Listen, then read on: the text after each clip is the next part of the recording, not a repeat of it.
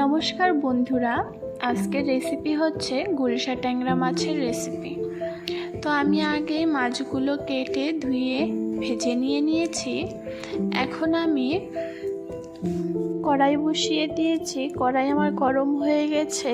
তেল দিয়ে গরম করে ফোড়নে আমি কালো জিরে দিয়েছি।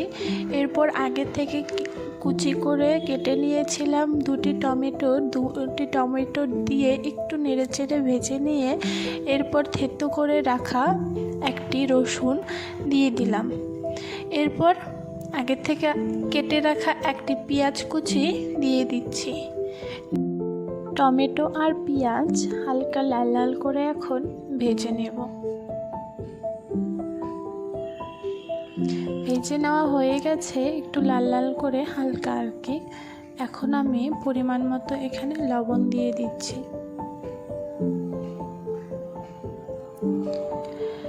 একটু নেড়ে চেড়ে এরপর এখানে আমি 1 চামচ লঙ্কা বাটা, হাফ চামচ আদা বাটা আর 1 চামচ ধনে গুঁড়ো দিয়ে মশলাটাকে কষিয়ে নেব।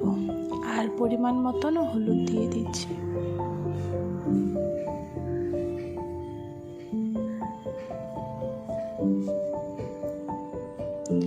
মশলা কষানো আমার হয়ে গেছে।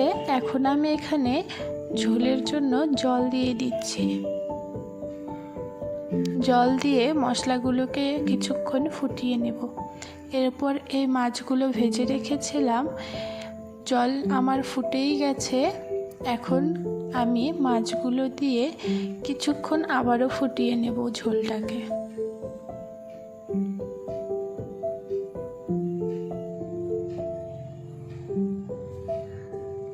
এরপর আগে থেকে ভেজে রাখা ভাজা জিরের গুঁড়ো এখানে আমি 1 চামচ দিয়ে দিব।